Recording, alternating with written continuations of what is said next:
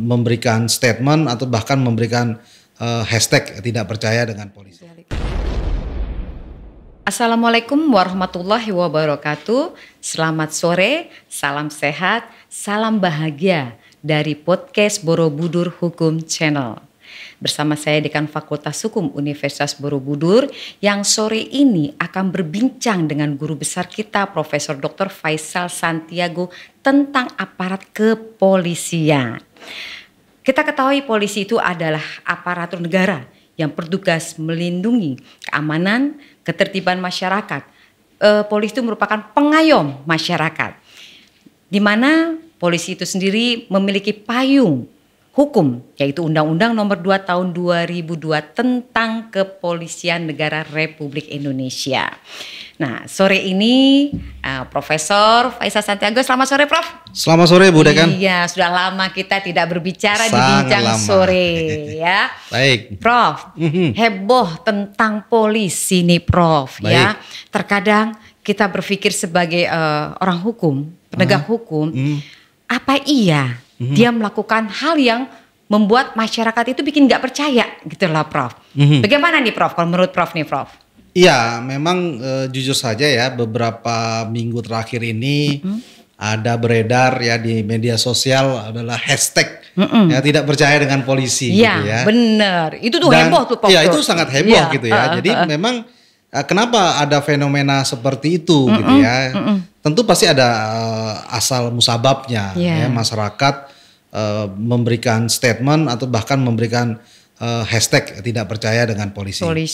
Tadi seperti dikatakan oleh Bu Dekan adalah tugas polisi adalah melindungi dan mengayomi masyarakat. Iya. Nah, artinya apa? Artinya adalah masyarakat itu adalah diperlukannya suatu keamanan, kenyamanan dalam kehidupan bermasyarakat. Iya, nah, betul. Salah satu yang melindunginya adalah polisi. Nah, tentu ada sedikit kekecewaan yang timbul di tengah masyarakat sehingga berkomentar seperti itu ya. Benar. Mungkin faktor tidak cepat, tidak responnya polisi menangani suatu perkara. Mungkin ada perbuatan yang dilakukan oleh oknum polisi dengan semena-mena. Misalkan yang harusnya menindak dengan cara damai, humanis, tapi dengan kekerasan. Mungkin itu gitu. Atau bahkan ada hal-hal yang lain yang bisa mengganggu ketidakpercayaan masyarakat kepada pihak kepolisian. Nah, tentu polisi ini antara dibenci dan dirindu. Dirindu sekali itu Prof. Ya. Dimana kalau kita ada kena musibah, kena ada permasalahan, pasti mana polisi? Tapi begitu polisinya misalkan slow respon, masyarakat marah-marah gitu sampai sedikit pingin kesalahan aja, wah hebohnya luar biasa ya. Tapi kalau itu saya pikir itulah biasalah ya, sifatnya manusia adalah ada rasa yang kurang ya, kurang. Sudah polisi bekerja dengan baik mungkin dianggap kurang ya. Benar, mungkin juga karena belum puas dengan kinerja polisi saat ini. Jadi kira-kira itu Bu Dekan gitu, kenapa ada timbul teman-teman masyarakat yang ada statement seperti itu. Ya, dengan berhubungan dengan tugas polisi nih Prof nih. Tugas polisi itu kan tadi dikatakan menjaga keamanan, ya, mengayomi masyarakat. Betul. Nah, di sisi lain tugas polisi ini terkadang kalau menurut saya nih Prof, ya overlap ya Prof. Terkadang dia sebagai penyidik. Nah, pada satu titik lain dia harus membuat satu tindakan yang luar biasa harus dikerjakan pada saat itu juga. Ya Prof, ada juga yang harusnya tidak dia lakukan atau bukan tugasnya dia, tapi dijalankan dengan dia.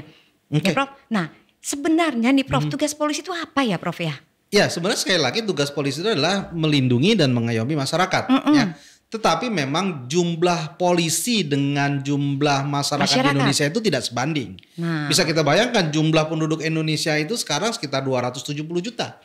Jumlah polisi mungkin 1 juta pun tidak sampai mungkin ya. Angka pastinya saya belum tahu gitu ya secara detail. Tetapi ini adalah menyatakan bahwa mungkin juga akhirnya polisi itu seperti sapu jagat. Ya.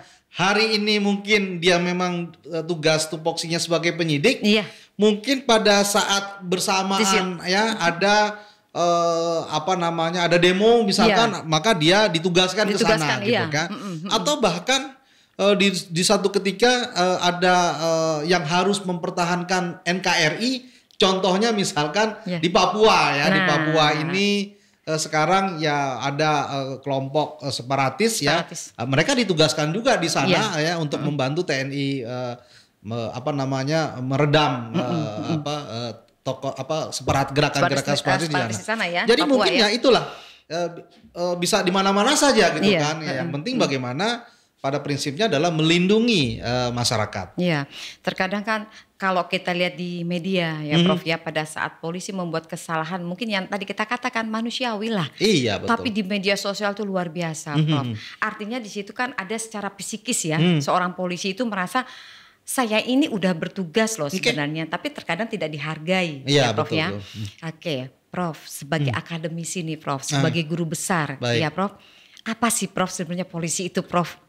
Ya sebenarnya saya kalau melihat sebagai seorang akademisi melihat polisi itu ya sudahlah menjalankan apa fungsinya gitu ya, fungsinya menjalankan fungsinya ya benar-benar melindungi dan mengayomi masyarakat. Ya. Itu saja saya bilang, jangan dibawa atau ditarik-tarik ke ranah politik misalkan ya, atau dibawa ke ranah untuk adanya adu domba misalkan ya. Saya sangat senang dengan statement dari Kapolri Pak Listio Sigit bahwa bagaimana pendekatan polisi ke depan dalam berhubungan dengan masyarakat itu dengan cara-cara humanis. Ya, jangan mengedepankan dengan cara-cara kekerasan. Ya, jangan cara arogansi, tetapi bagaimana bersikap secara humanis. Sehingga masyarakat itu akan senang. Jadi kalau ada sesuatu masyarakat juga akan terus atau lapor ke kepolisian. Jadi tidak ragu-ragu. Nah, mungkin langkah-langkah ini ya saya pikir harus terus diteruskan oleh Kapolri ya untuk membina atau mengawasi polisi-polisi, tugas polisi sehingga benar-benar sesuai dengan amanah undang-undang yang tadi dikemukakan oleh nomor 2 Ibu tahun 2002 ya kan? Jadi Prof, ya.